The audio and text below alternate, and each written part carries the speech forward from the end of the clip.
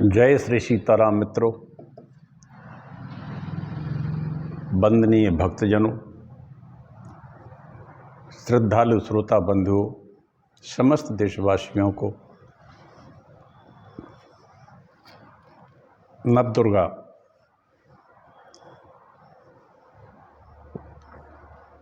मंगलमय हो। आज नवदुर्गा की षष्ठी तिथि है और माता कात्यायनी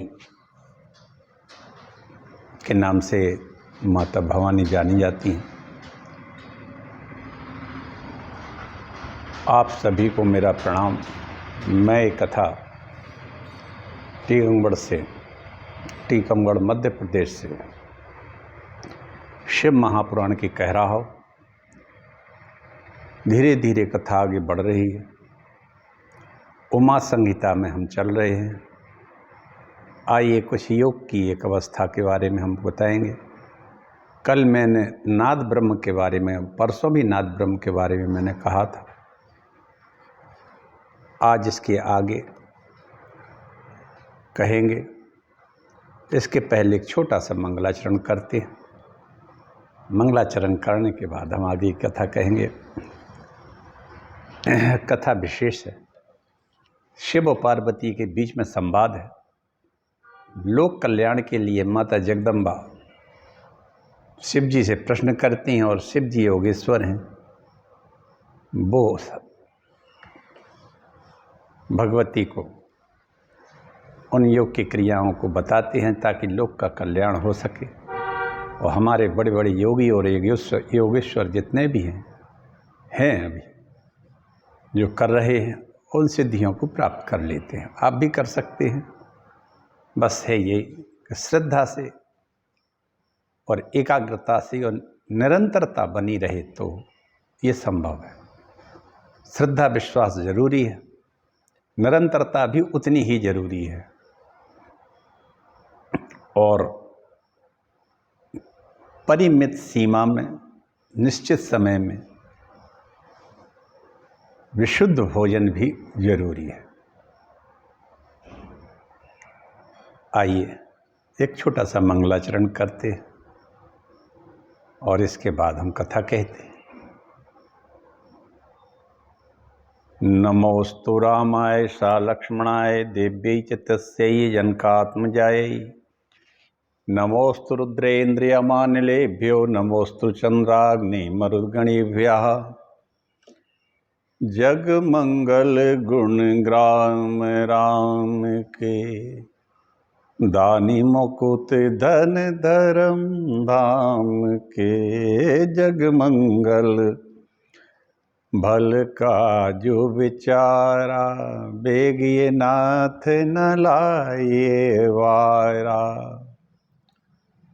अच्युतम केशवम राम नारायणम कृष्ण दामोदरम वासुदेवम हरिम। श्रीधरम माधवम गोपिका वल्लभम जानकी नायकम श्रीरामचंद्रम भजे। जीते जी है जग का नाता, इसके बाद ना कोई निभाता। और अंत समय में आता काम, श्री राम जय राम जय जय राम। मित्रों, इस जीवन में चाह कभी खत्म नहीं होती है और चाह ही मोह कहलाता है। एक तरह से माया मरी न मन मरे, मर मर जात शरीर। आशा तृष्णा ना मरी, कह गए दास कबीर।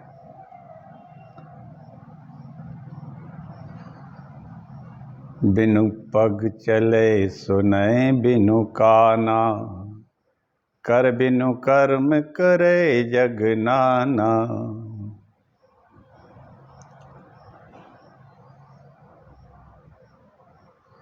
राम ब्रह्म व्यापक जग जाना, परमानंद परेश पुराना। व्यापक रूप विश्व भगवाना, तेहि धरि देह चरत कृत नाना। भगत हेतु भगवान प्रभु राम धर्यो तन रूप, किए चरत पावन परम प्राकृत नर अनुरूप। रामायण की कथा माता जगदम्बा से, पार्वती से शिव जी ने कहा, क्योंकि इसकी रचयिता शिव जी ही है रामायण के। व्यापक ब्रह्म निरंजन, निर्गुण विगत विनोद, सो अज प्रेम भगत बस कौशल्या के गोद।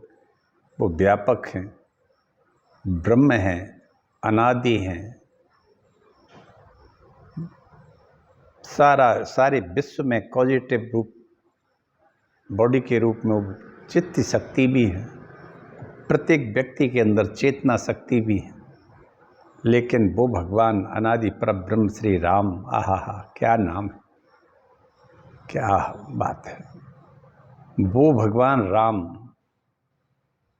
राम ब्रह्म व्यापक जग जाना, परमानंद परेश पुराना। ऐसे रघुनाथ जी प्रेम के बस होकर कौशल्या माता की गोद में खेल रहे हैं। क्या बात है। राम ब्रह्म परमारथ रूपा, विगत अलख अनादि अनूपा, व्यापक व्याप अखंड अनंता,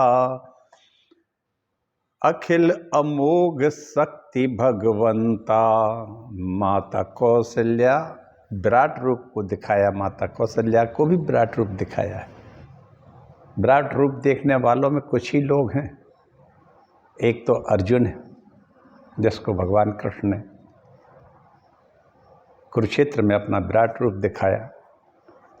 एक हिमालय, माता जगदम्बा ने उनको अपना विराट रूप दिखाया था शक्ति का। एक कौशल्या माता है, जिनको भी दिखाया है भगवान ने, अपने मुख में सब कुछ दिखा दिया, अपना पूरा विराट रूप दिखाया।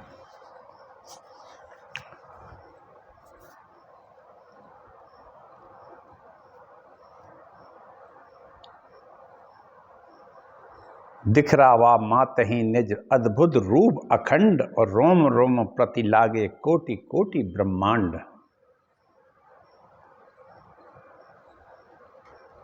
ये सब दिखाया है। व्यापक ब्रह्म निरंजन, निर्गुण विगत विनोद, सो अज प्रेम भगति बस कौशल्या की गोद। भगवान के इस विराट स्वरूप का दर्शन करने की आइए हम सब आगे की कथा कहते हैं।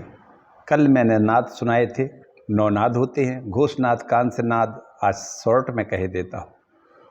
कांसनाद माने झांझ वगैरह बजते हैं जो, श्रृंग माने श्रृंगानाद, श्रृंगनाद, घंटानाद जो हम बजाते हैं, बीणा हम बजाते हैं उसको बीणानाद कहते हैं, बांसुरी का बंसीनाद कहते, दुंदुभी, नगाड़े, ये नाद है। ये मृत्यु को जीत लेता है नाद, जिसको सिद्ध हो जाए। शंखनाद आप जानते ही हैं, सबने शंख बजाए हैं, सबके अपने अपने शंख थे महाभारत में।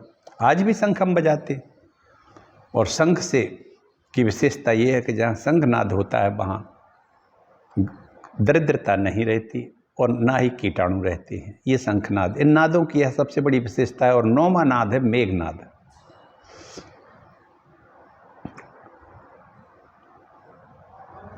एक एक करके ये प्रकट होते हैं और इनका अलग अलग प्रभाव है। मैंने कल कहा था, घोषात्मक नाद जब प्रकट होता है, आत्मशुद्धि हो जाती है, रोगों को हरता है, अपनी ओर खींचता है।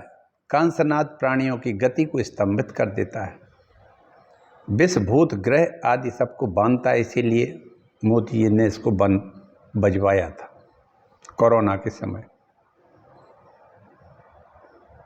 इसमें संशय नहीं। श्रृंगनाद है तीसरा, शत्रु के उच्चाटन और मारण में नियोग और प्रयोग करता है। इसीलिए जब युद्ध का समय था तब अपने अपने नाद बजाए थे इन लोगों ने।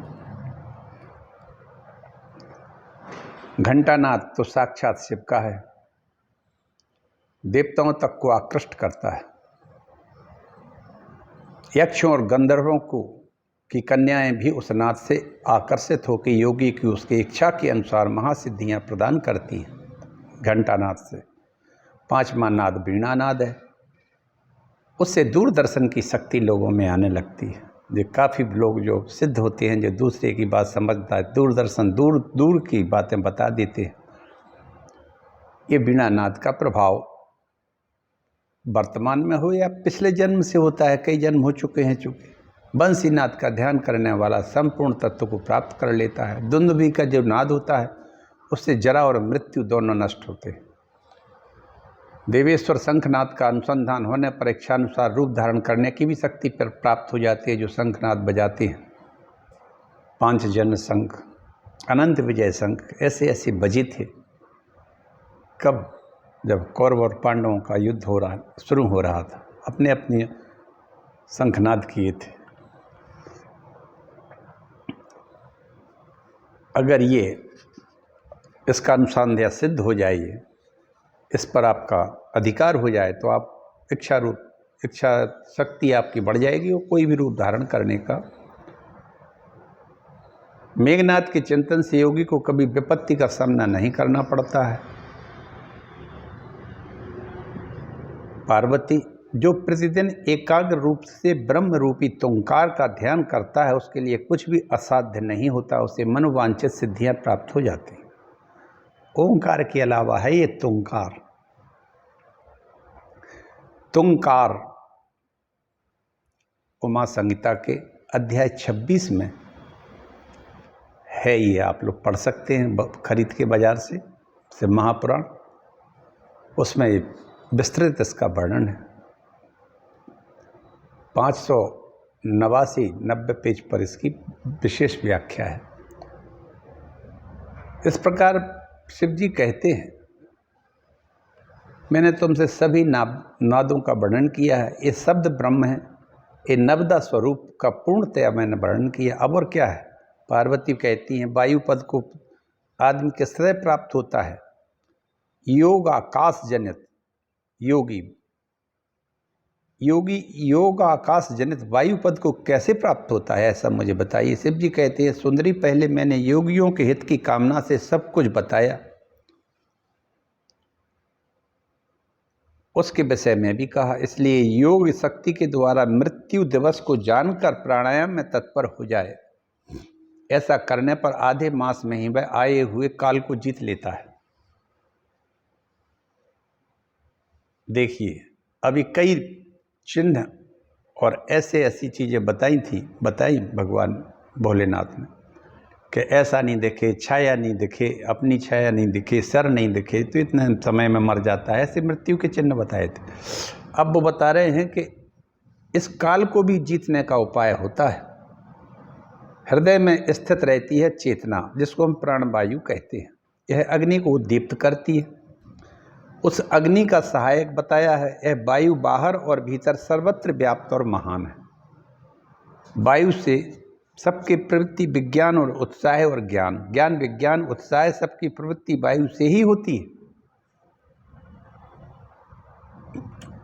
जिसने यहाँ वायु को जीत लिया, उसने संपूर्ण जगत पर विजय प्राप्त कर ली। साधक को चाहिए कि वे जरा और मृत्यु को जीतने की इच्छा से सदा धारणा में स्थित रहे। ध्यान धारणा, ये हमारे योग के सब अंग हैं। ध्यान, धारणा, यम, नियम, दम, समाधि तक जाती है। क्योंकि योग परायण व्यक्ति को योग भली भांति धारणा ध्यान में तत्पर रहना चाहिए। वायु द्वारा अपने कार्य की सिद्धि जो करता है, उसी प्रकार योगी को प्राणायाम का अभ्यास करना चाहिए। प्राणायाम के समय जिनका ध्यान किया जाता है, वे आराध्य देव परमेश्वर सहस्त्रों मस्तक, नेत्र, पैर और हाथों से युक्त हैं। समस्त ग्रंथियों को आवृत करके उनसे भी 10 अंगुल आगे स्थित है। आदि में व्याहृति और अंत में शिरो मंत्र सहित गायत्री 3 बार जप करे और प्राणवायु को रोके रहे। प्राणों के इस आयाम का नाम प्राणायाम है। चंद्रमा और सूर्य आदि ग्रह जो जाकर लौट आते हैं, परंतु प्राणायाम पूर्वक ध्यान परायण योगी जाने पर आज तक कभी फिर नहीं लौटता, अर्थात जीवन मुक्त हो जाता है।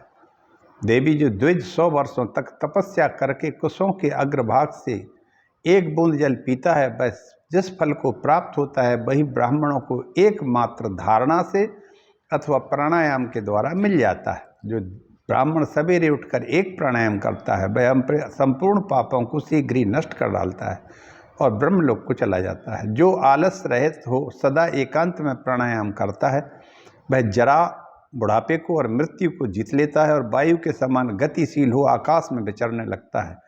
वह सिद्धों के स्वरूप को, कांति को, मेधा को, पराक्रम और शौर्य को प्राप्त कर लेता है। उसकी गति वायु के समान हो जाती है तथा उसे स्पृहणीय सौख्य एवं परम सुख की प्राप्त होती है। परम सुख की प्राप्ति होती है प्राणायाम से। योग में जो स्थित होके जो योग की उतनी ऊंची अवस्था को प्राप्त हो जाते हैं, वायु पर जिनका अधिकार होता है, चले वायु चले चित्तम, वायु चलती है चित्त चलता रहता है।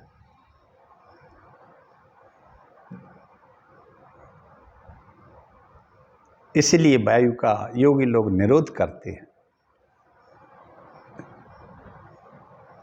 यही सिद्धियां यदि प्राप्त हो जाती हैं किसी जो योगी को, हो जाती होंगी, ये तो सही है, तब फिर वो वायु मार्ग से चलने की उनमें शक्ति आ जाती है, सिद्धि आ जाती है। क्षण भर में वो कहीं भी किसी जगह पहुंच जाते हैं और किसी भी लोक में भी पहुंच जाते हैं। ऐसा भी है।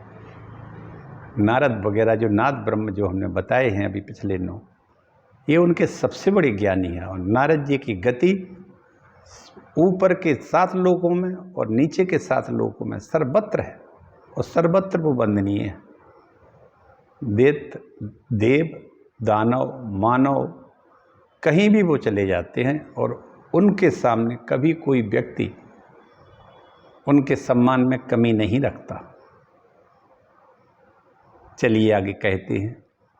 शिव जी कहते हैं पार्वती जी से, यह सब विधान मैंने बता दिया है। अब तेज से जिस तरह वह सिद्धि लाभ करता है उसे भी बताता। जहां दूसरे लोगों की बातचीत का कोलाहल ना पहुंचता हो। मित्रों, मैंने अभी कल परसों भी कहा था कि एकदम शांत और एकांत स्थान पर ही भजन होता है। एक कोलाहल भजन नहीं होता है। कोलाहल से तो भजन और कोई करता हो तो वो भी नहीं कर सकता है। भजन कोलाहल में होता नहीं। ईश्वर तो बहुत शांत एकाग्र चित्त और ध्यान धारणा में आता है। तो वो कहते हैं जहाँ कोलाहल बिल्कुल नहीं हो, ऐसे शांत एकांत स्थान में अपने सुखद आसन पर बैठ जाइए। वाम और दक्षिण नेत्र की कांति से प्रकाशित मध्यवर्ती देश भ्रू मध्य भाग में, कल भी मैंने कहा था, ये आज्ञा चक्र है, भ्रू मध्य। अब मैं एक थोड़ा सा आपको बताऊं जो मुझे पता है या थोड़ा पढ़ा है मैंने। मही मूलाधारे कमपि मणिपुरे हुद्व में स्थितम स्वाधिष्ठाने मरुत्माकाश मुपरि मनोपि भ्रूमध्ये सहस्त्रमाख्यातम ब्रह्मरंदे महापथे मही मूलाधारे कमापि मणिपुरे हुतब हम स्वाधिष्ठाने मरुत्माकाश मुपरि मनोपि भ्रूमध्ये सकलमपि भित्वा कुलपटम सहस्त्रारे पद्मे सह रहस्य पत्या बेहरसे। ये है पूरा मही मूलाधारे। मूलाधार में मही पृथ्वी चक्र, पृथ्वी तत्व है। यहाँ से हमारी कुंडलिनी यदि जागृत हो जाती है, कोई कर लेता है निरंतर, क्योंकि वो तो जगन्मयी है, उसी से सारा संसार संचालित है। प्रत्येक जीव उसी के सोए हुए स्वरूप से चलता है। इसलिए हम सोए हुए जीवन में ही जीते रहते, मोह की रात्रि में जी रहे हैं। एक आध कोई लाखों करोड़ों में होगा व्यक्ति, ऐसे महापुरुष हैं, तपस्वी हैं, जो इस मोह की रात्रि में जागते हैं। मोह निशा सब सोब निहारा, देखो स्वप्न अनेक प्रकारा। इस मोह की रात्रि में सभी लोग सो रहे हैं। कोई कहता है कि आज मैं बहुत बड़ा मकान बनाऊंगा, पैसा तो आ जाए, फिर देखता हूँ गांव में बनाऊंगा, ज़्यादा पैसा होगा तो शहर में बनाऊंगा, और ज़्यादा पैसा होगा तो फिर भोपाल में बनाऊंगा, राजधानी में बनाऊंगा, और ज़्यादा आ जाएगा तो इंदौर में बनाऊंगा, और ज़्यादा आएगा तो बॉम्बे में बनाऊंगा या पुणे में बनाऊंगा, दिल्ली में बनाऊंगा, और ज़्यादा पैसा आ जाएगा तो ये सब बेकार है। अमेरिका चलेंगे और वहाँ लॉस एंजलिस में, न्यूयॉर्क में, फ्लोरिडा में, ना जाने कहाँ कहाँ मकान बनाऊंगा, और इससे भी ज़्यादा पैसा आ जाएगा तो एक खुद का हेलीकॉप्टर, हेलीपैड बना लूँगा। और हम मोह के इस जंजाल में बंधे रहते हैं। मैं अरु मोर तोरते माया, यही बस की ने जीव निकाया। ये मोह की रात्रि है, इससे जागना बड़ा मुश्किल है।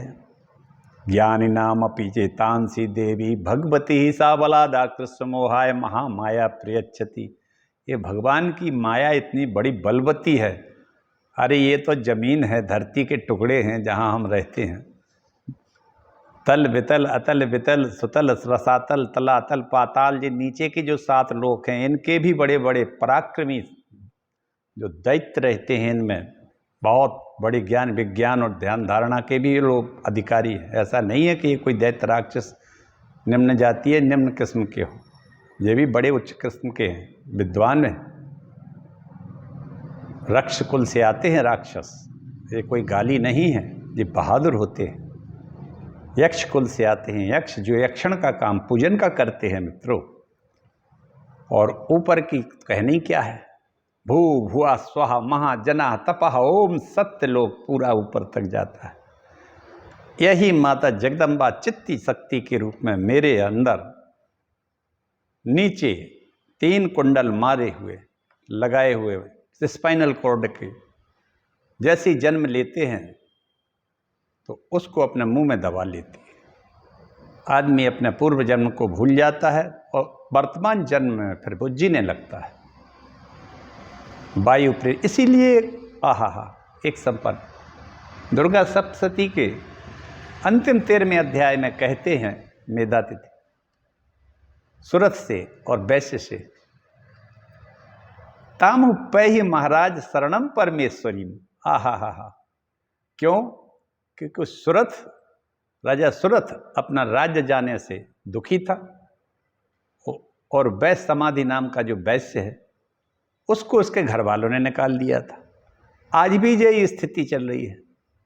हर घर वालों में भाई भाई एक दूसरे को इतने शत्रु भाव से देख रहे हैं कि एक दूसरे की जायदाद खाते हैं। आंखों से उनकी औरतें नहीं देखती एक दूसरे को, और माताओं को कोई अनाथाश्रम में पटक के आता है, रात्रि में दरवाजे पर छोड़ के चला आया। तो कुछ माता पिता ऐसे हैं कि जिनके बच्चे विदेशों में रहते हैं, यहाँ वो मर जाते हैं, उसके 1-2 महीना बाद पता लगता है कि वो तो सूख ही गए। ये स्थिति आज भी है। तो मैंने अभी जो कहा, मही मूलाधारे का मापी मणि पूरे होतवा स्थितम स्वादिष्ठाने मरुत्माकाश मुपरि।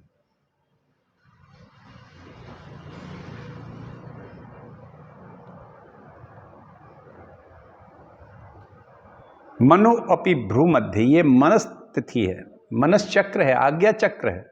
यहाँ अर्धनारीश्वर के रूप में शिव जी रहते हैं। हे पद्मे, यहाँ जो पद्म है, जो कमल की, जो हमारी रीढ़ की हड्डी के अंदर स्पाइनल कॉर्ड, एडा पिंगला ब्रह्म नाड़ियाँ हैं,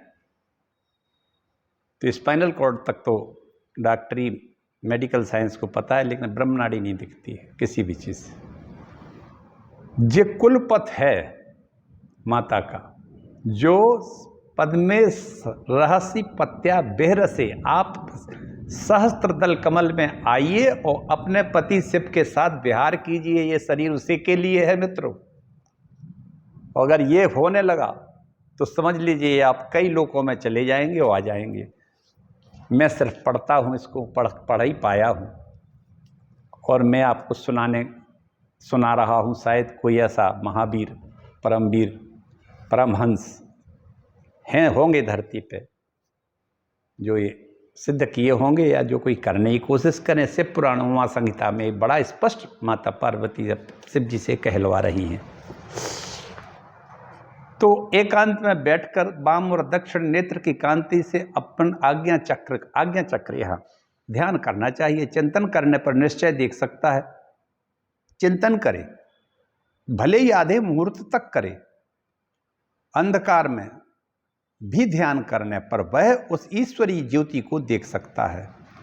सफ़ेद, लाल, पीली, काली और इंद्रधनुष के समान रंग वाली होती है। भौहों के बीच में ललाट बरती बाल सूर्य के समान तेज वाले उन अग्निदेव का साक्षात्कार करके योगी इच्छा के अनुसार रूप धारण करने वाला हो जाता है तथा मनोवांछित शरीर धारण करके क्रीड़ा करता है। वह योगी कारण तत्व को शांत करके उसमें आविष्ट होना, दूसरे के शरीर में परकाया प्रवेश कर जाना, अणिमा आदि गुणों को पा लेना। जैसे सिद्धियाँ होती हैं 8, अणिमा, गरिमा, महिमा, लघिमा, प्राप्ति, पाका, मीसत, बसत, और 9 निधियाँ होती हैं। पद्म, महापद्म,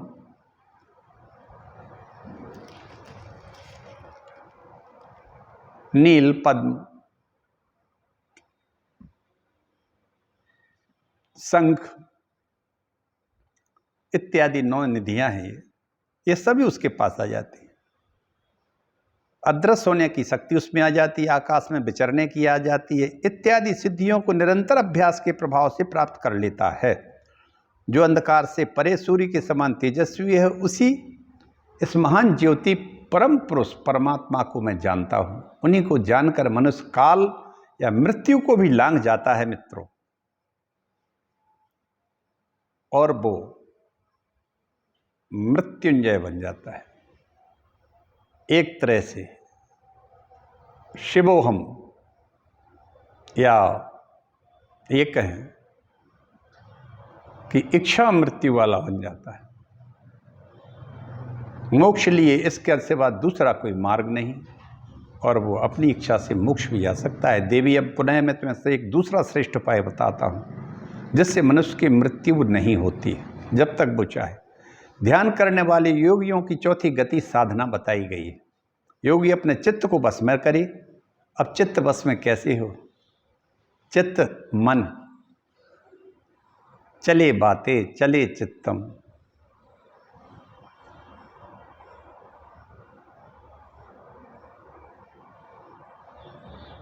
बात के साथ चित्र चलता ही रहता है। तेता वायु निरोधयेत।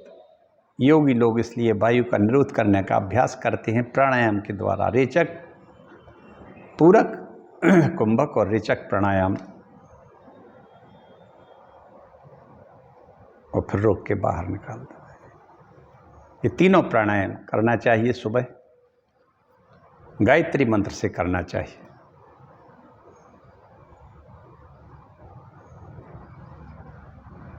अब आगे कहते हैं शिव जी, शरीर को ऊंचा करिए, अंजलि को बांधकर चोंच की सी आकृति वाले मुख के द्वारा धीरे धीरे वायु का पान करें। अंजलि बांधकर चोंच कैसी, चोंच जैसी सूक्ष्म करके वो वायु को खींचे बहुत जोर से। छोटा छिद्र हो, ओंठों के बीच में लंबा सा हो, और बहुत तेजी से पीछे को वायु को खींचे।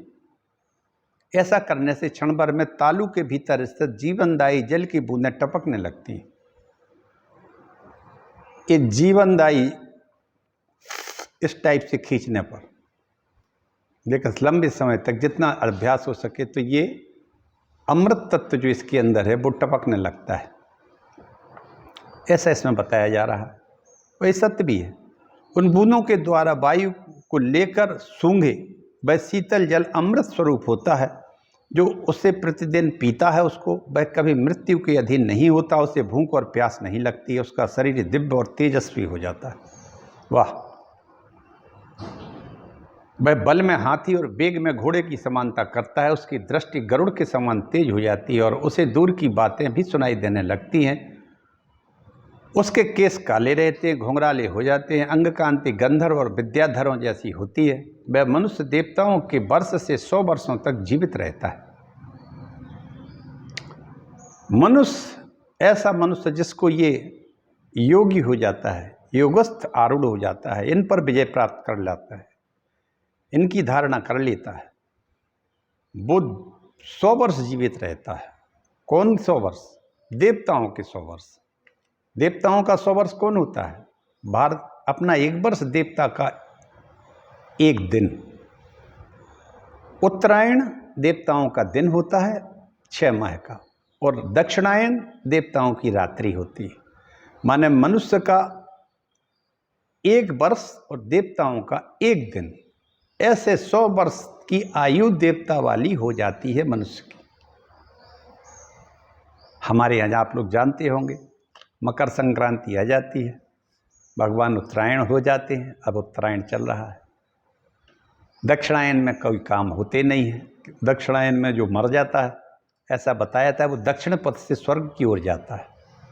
उत्तरायण में मोक्ष की ओर जाता है कर्मों का खेल। अगर कर्म उसके अच्छे हैं तो दक्षिणायन से, दक्षिण पथ से चलता हुआ स्वर्ग को जाता है, फिर अपने कर्म फल को भोग के पुनः धरती पे आता है। और उत्तरायण में इसीलिए भीष्म पितामह 58 दिन तक, मेरे जहाँ तक ध्यान आ रहा है, महाभारत में मैंने पढ़ा था, 58 दिन तक उत्तरायण का इंतजार करते रहे, क्योंकि 56 या 58 दिन बाद उत्तरायण आ रहा था। जैसे ही उत्तरायण आया, भगवान श्री कृष्ण उनके पास आए और भगवान का उन्होंने दर्शन किया, और कृष्ण भगवान में उन्होंने अपने आप की ज्योति को स्थापित कर दिया। उनने अपना जीव भगवान कृष्ण में साइज मोक्ष को प्राप्त कर लिया।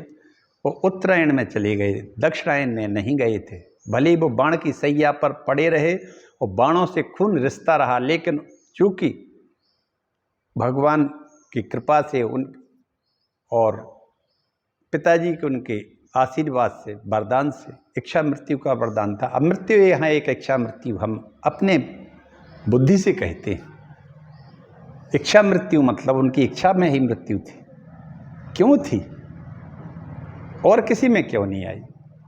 इसलिए क्यों उन्होंने अपनी इंद्रियों पर विजय प्राप्त, इच्छाओं पर विजय प्राप्त कर लिया था। इच्छाओं की मृत्यु कर दी थी उनने अपनी। काम पर विजय प्राप्त की, क्रोध पर विजय प्राप्त की, मोह पर विजय प्राप्त की, लोभ पर विजय। उस राज्य तो उन्हीं का था, लड़ रहे थे पांडव और कौरव। ये बड़ा भारी। तो उनको जब सब कुछ छोड़ दिया तो उनको इच्छा मृत्यु मिल जाती है। इच्छाओं को उनने मार दिया, इच्छा मृत्यु का वरदान मिल जाता है।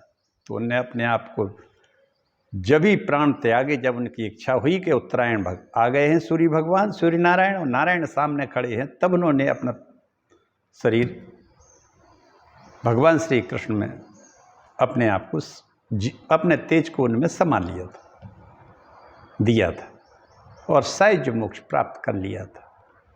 और वो बाण जितने भी थे, ये भी एक विलक्षण बात है। महाभारत को पढ़िए आप, बड़ा अच्छा वर्णन है। महाभारत भी सुनाऊंगा मैं आपको, पूरा महाभारत सुनाऊंगा, पूरे श्लोक सुनाऊंगा। सब बाण अपने आप निकल के ब्रह्मलोक को चले गए थे। एक भी बाण शरीर में नहीं था उसके बाद, जब तक उत्तरायण नहीं आया, जब तक बाण सैया पर रहे। और जैसे ही उन्होंने भगवान कृष्ण के स्वरूप में अपने आप को विलीन किया, सभी बाण अपने आप निकल के चले गए थे। वे सब दिव्यास्त्र थे मित्रों। यही ये बता रहे हैं कि इस तरह से जल की बूंदें टपकती हैं वायु के खींचने पर, भूख प्यास उसको लगती नहीं है, दिव्य तेज होता है, महान वेग उसका हो जाता है, हाथी जैसा बलिष्ठ होता है, घोड़े जैसा वेग होता है, गरुड़ के समान तेज और वेग और दृष्टि। उससे दूर की बात है, सुनाई देने लगती हैं। विद्याधरों की समानता करता है, गंधर्व जैसा सुंदर लगता है, मनुष्य देवताओं के वर्ष से 100 वर्षों तक जीवित रहता है। ये मैंने आपको बता ही दिया है कि देवताओं का एक दिन मनुष्यों का 1 वर्ष होता है। उत्तरायण दक्षिणायन का बता दिया। देवताओं की रात दक्षिणायन है 6 महीने की, और उत्तरायण उनका दिन होता है 6 माह का। उसको आकाश में विचरने की शक्ति भी आ जाती है। अब अगला कहते हैं पार्वती, अब मृत्यु पर विजय पाने की दूसरी विधि और बता रहा हूं, अगली विधि उसको भी सुनो, जिसे देवताओं ने भी प्रयत्न पूर्वक छिपा रखा है, उसे सुनो। योगी पुरुष अपनी जिह्वा को मोड़कर तालू में लगाने का प्रयत्न करे। योगी पुरुष, अब ये खेचरी मुद्रा कहलाती है मित्रों। ये आप लोग अगर सुन रहे हो तो आप लोग प्रयास करिए, देखिए कि आपके गुटखा और शराब पीने से, जो लोग इसका सेवन करते हैं गुटखों का, शराब का, और ना जाने कितने तरह के गंदे गंदे व्यसन आज आ गए हैं और खाना भी आ गया है, तो ये खेचरी मुद्रा क्या कहलाती है। अपनी जीभ को पलट के कंठ में ले जाइए। आप कंठ में ले जाएंगे तो यहाँ एक घाटी है, एपिग्लोटिस, ऊपर से ऐसा टप एक शिवलिंग जैसा लगा रहता है और प्रत्येक व्यक्ति के अंदर रहता है। उस पे पलट के जीभ को ऐसा फन की तरह पहुंच जाए, पूरा मुंह खुला हो, पलट जाए, तालू में पहुंच जाए। जिह्वा को मुड़कर तालू में लगाइए, उल्टा करिए जीभ को। कुछ काल तक ऐसा करने वह क्रम से लंबी होकर गले की घाटी तक पहुंच जाएगी। तदनंतर जिह्वा से गले की घाटी सटती है, तब शीतल सुधा का स्राव करती है। उस सुधा को जो योगी पीता है वह अमृत को प्राप्त हो जाता है। समझ गए होंगे आप लोग खेचरी मुद्रा से क्या है जी। देखिए ये है जीभ, इसको पलटिए, उल्टा करिए।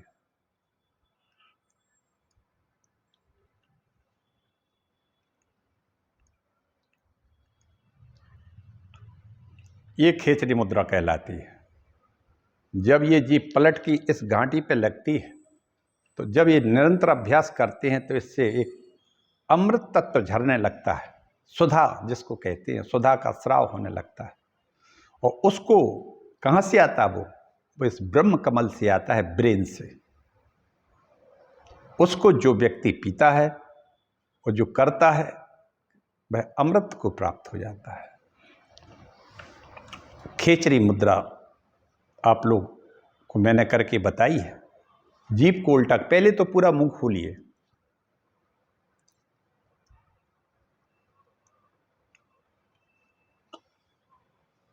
जीभ पूरी उसके ऊपर पहुंच जाती है।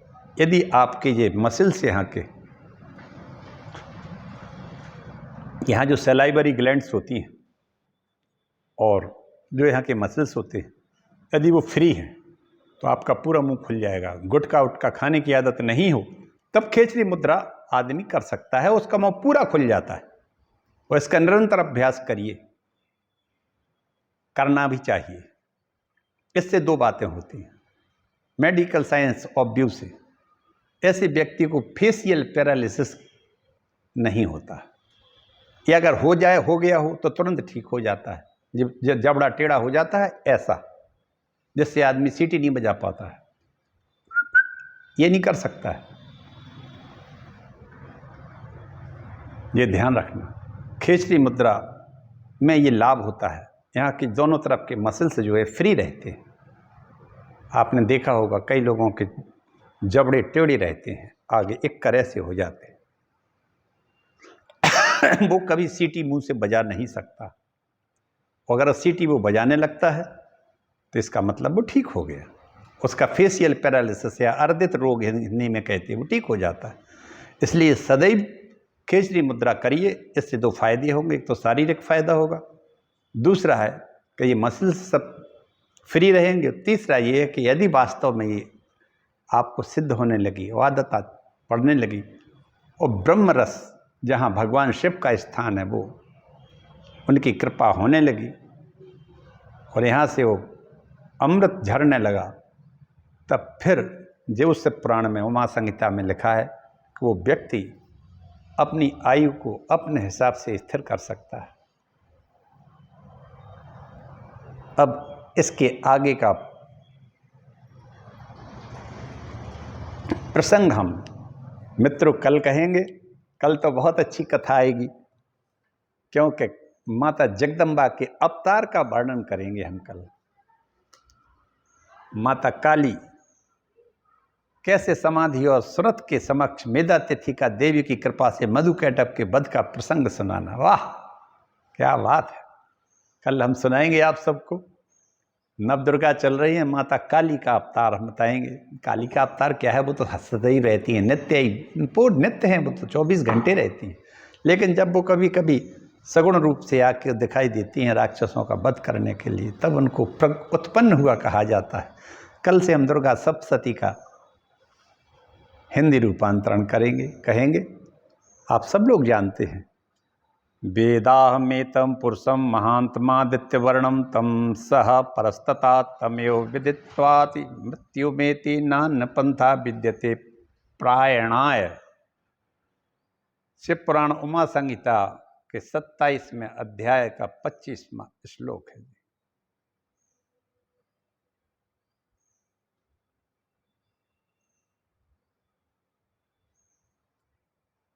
कल से मैं कहूँगा, मैं कल कथा में फिर कहूँगा। बहुत आनंद आ रहा होगा, आप सब लोगों का कल्याण हो। माता महालक्ष्मी आप लोगों की सर्वसाध्या महालक्ष्मी त्रिगुणा परमेश्वरी। वाह एकैवाहं जगत यत्र द्वितीया का ममा परा पश्यता दुष्टमयी विसंत्यो मद विभूतियः। भगवती कहती हैं, मैं तो अकेली ही हूँ शुंभ, दूसरा कोई है ही नहीं। देखो ये सभी देव शक्तियां मुझ में प्रवेश कर रही हैं और अकेली माता जगदम्बा रह जाती खड़ी, और वे दोनों फिर कहती हैं स्थिर होकर अब तुम युद्ध करो। इसी के साथ में आज अपनी वाणी को विराम देता हूँ। संपूर्ण देशवासियों का आनंद और कल्याण हो, सबके ऊपर भगवती माता जगदम्बा कृपा करें। जय श्री राम मित्रों, जय राष्ट्र, वंदे मातरम।